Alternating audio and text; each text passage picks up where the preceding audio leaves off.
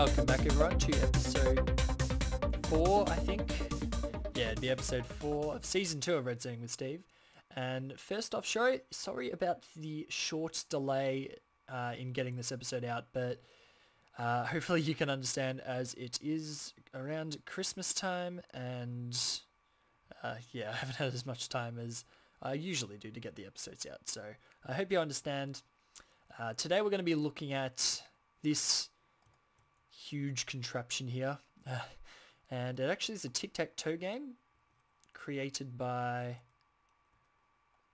ninjawarrior2019. I had to write his name down because I kept forgetting it, and it was actually requested by Dracona333, which is a guy who comments on pretty much every video, so can I yeah, and thank you for that. I love getting suggestions in Redstoning with Steve. I love your guys' input, and yeah, thank you very much for the suggestion, and thank you for your support of myself and the series in general.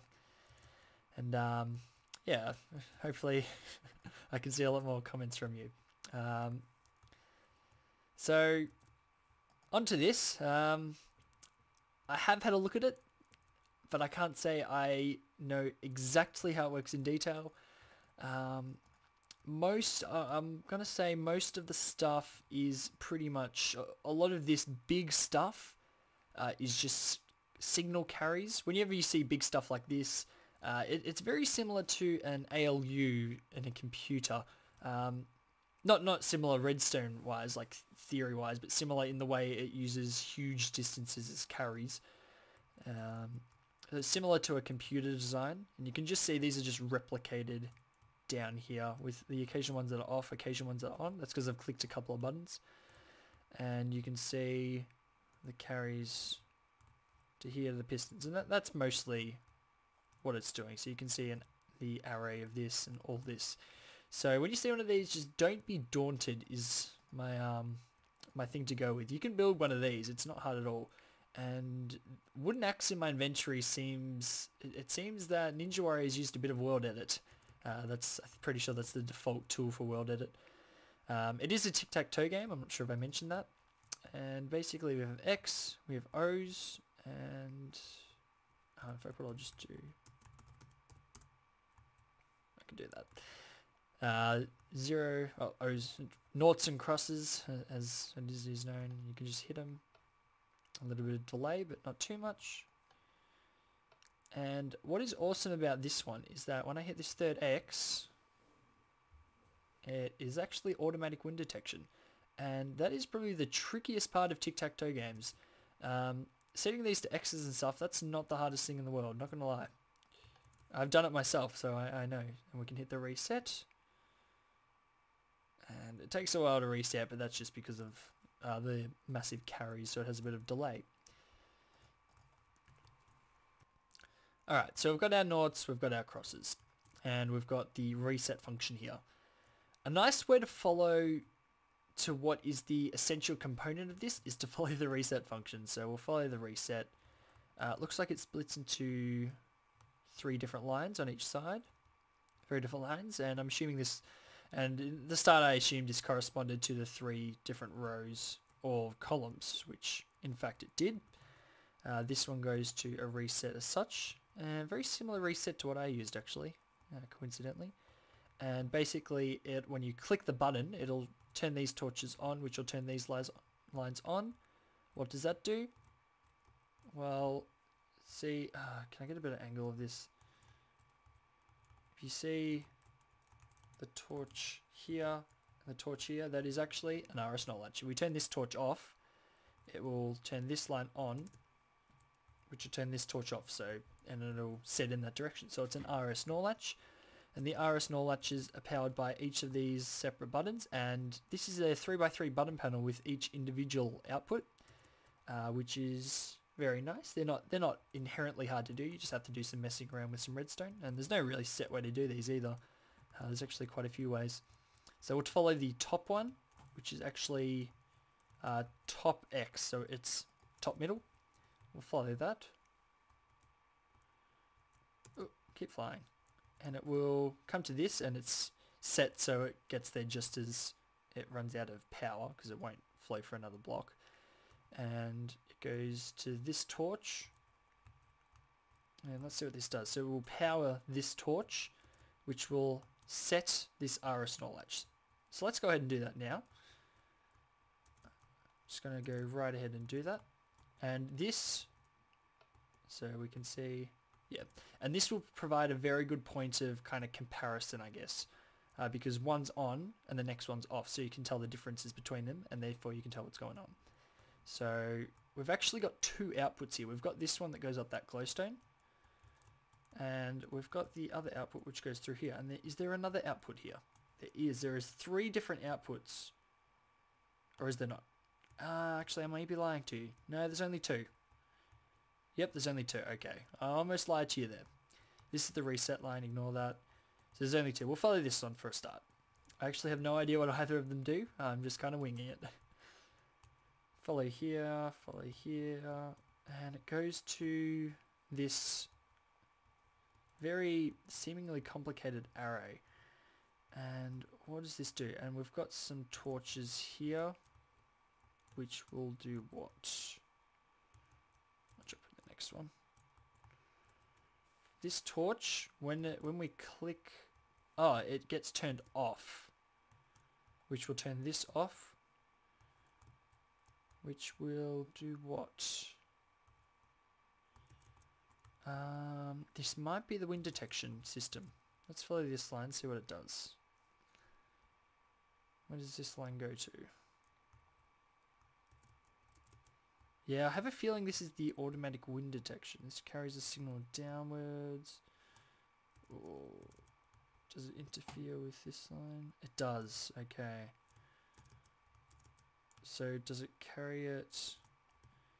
It carries it to those 1, 2, 3, 4, 5, 2, 3, and it carries it up the top. So yeah, that is 100% the automatic wind detection, because you need this middle bit to display the word win. These will control the X's and those will control the bottom X's. So this is actually the automatic wind detection, as I thought. So it's a little tricky as to how it works, but it relies on similar principle to a what's it called? A binary to decimal decoder, in which, and my door's shaking for whatever reason, to which when all of these are turned off, and this will turn on, and it's basically a multiple AND gate, and all of these are wired up to their specific ones. So this is actually a very smart way to do it. He's kind of used the diagonal, but they're sort of diagonal up, if you kind of get what I mean. So each of these, and if we go back here, we can see 1, 2, 3, 4, 5, 6, 7, and the 8, 9 are up the top here.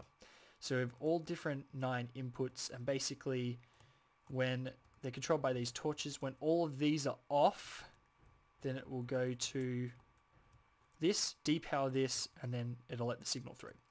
And basically what these three will correspond to the bottom 3, and assuming they do.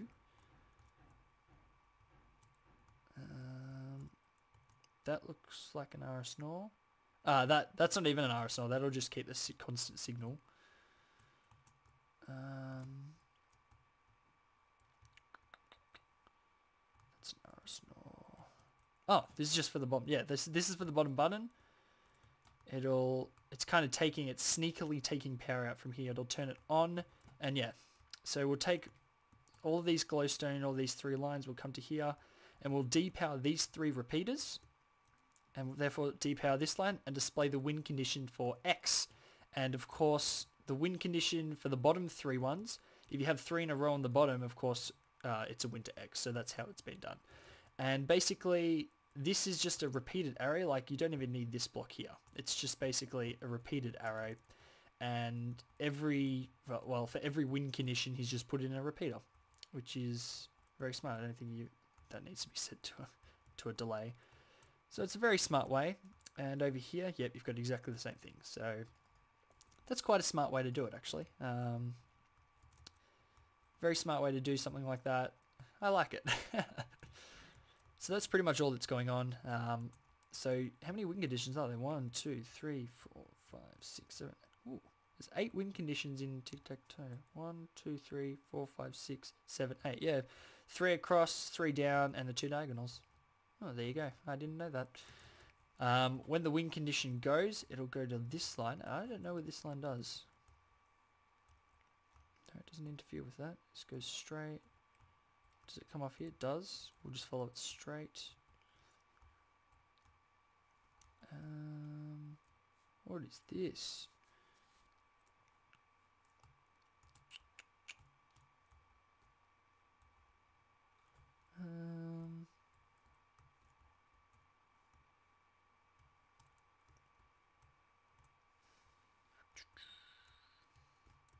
I'm assuming it does something with the...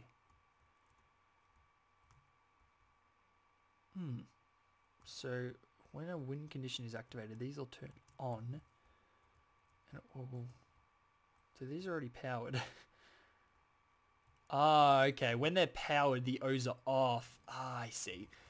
So basically, this line comes through and resets all the O's to their default state, so they're not interfering with the wins and X's and stuff. Okay. And this line is the same, but for this side. Okay, that's quite smart. And this one just carries it down to the bottom. So that's actually quite smart. This is interesting, looking at someone else's invention and kind of looking what they did. So yeah, this is when the win condition is activated. Obviously, you want all the O's to go away, so it comes through and resets them all. So yeah. So I think we'll go in and have a look at the back now. So we'll follow this. We've activated this top line here, which will activated, and we can see this is the only RS knowledge that is activated. Follow up to here. It doesn't interfere. Follow up this glowstone. Goes to here and up to here, and it goes across here, and this is the reset line for the O win condition, and it is. So when O's win, that'll reset. Noughts, O's, I'm not sure what they're called. And all we have to do is follow this. Another reset line for the noughts win condition, is it? No, this is the... Ah, so it's actually whenever you activate a win condition, it'll activate all of these, or deactivate all these 3 lines. I think it deactivates them, so it resets everything, it looks like, whenever you get a win. Okay, that's interesting. I'm not sure why that is. I guess you just wanted an extra block out of it. So keep following this, keep following it. And it splits, okay, splits into 3, awesome, 3 lines to follow. Let's put glowstone on them so we know those are our 3 lines that we're following. The first line goes to here, and it will activate 2 lines here. There's a lot of crossing here, just because this line activates redstone torches, which power that line. And that was our line. I've lost it. This is where it gets a little confusing. So this is our line here. Follow it along to our activated redstone torches now. And these will activate and go down and deactivate the pistons that are needed for the X. So that will deactivate this one, which if we go, will form the top part of our X. And let's fly back through here. Oh, that is surreal, flying through there. And basically, it's just like this. Each of these individual wires is hooked up to a separate piston array, which is pretty smart. So they're each 2 wide, but it's big enough so each one of these will be 2 wide. So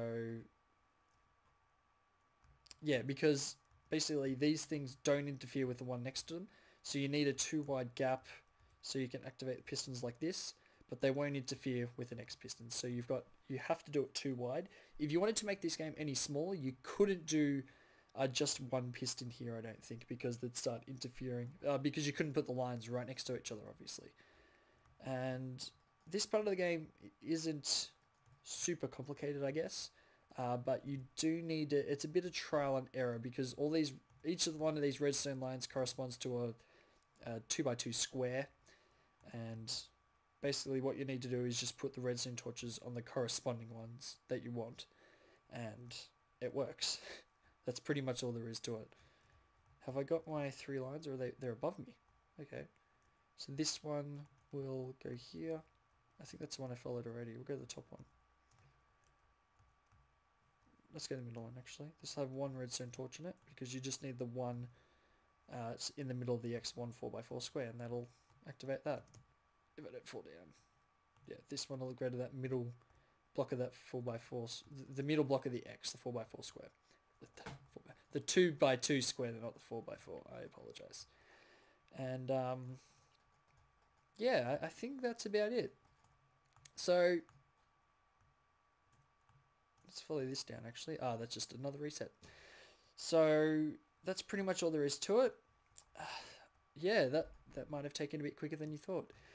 So I think I've pretty much explained every single functionality. The only problem with this game is that if you do this, it replaces it. So basically what's happened is that, oh, don't do that.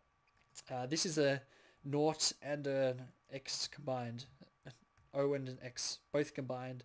Unfortunately, the game does not stop you putting an O and an X on top of the same one, which could be solved if you cross-wide, say you like this is the middle one here, you can see it's deactivated, so this is the middle O. If you put a line in here to reset that one, and vice versa, so you put a line in that one, so when this one was activated, you'd reset that one, it would work, but it'd require a lot more redstone. It'd just be, you can see this resets it here, and it'd just be something like when this is activated, that one can't be activated, or something like that, but it'd have to go back to the actual RS knowledge itself, which would be just a pain to do, really. So yeah, it's a little bit of a pain, to be honest, but it can be done. But this game doesn't do it, so I won't dwell on it. This will reset all the RS knowledges, and the bit I might like most about this system is that these RS knowledges right here, they control everything in the game. So basically you can hit the reset and it will just reset everything, which is really ingenious about the game. I know my reset system didn't do that, so I had to use a proper reset to reset my game. So yeah. So yeah guys, this is actually quite I'm not sure if it's short, but fairly basic Redstoning with Steve, I guess. And that's only because there isn't actually that much to explain. With all this wiring, it's mostly just carries. There's not actually that much complicated redstone. So I hope that seeing this, you can kind of see that building huge contraptions like this isn't actually that hard. If you kind of go and figure out, like, basically it's like I only need it to activate this one and not that one. Oh, I can just do separate lines or something and then have a redstone torch going to the ones I want, or something like that. But it just shows that huge contraptions like this are extremely achievable by people that aren't as good at redstone as some of the bigger redstone but yeah, even if you think you aren't good at redstone, you can still build one of these. You just have to have the will to do it, I guess, which I guess I didn't. So thank you very much for your suggestion, Dracona. I know you'll comment on this video, you always do. And I guess I should say about my schedule upcoming with Redstoning with Steve. I'm not really sure what's going to happen week after Christmas. So I may not have a Redstoning with Steve out until maybe next Friday or something. Just because of Christmas, really. It's a time to spend with family. So of course I'm going to have a short lull in videos, but I'll discuss that more in my either my LP or my Reddit episode. I'm not really sure if I'll do an LP before Christmas. So I hope you enjoyed this episode, guys, and I'll catch you then. See ya.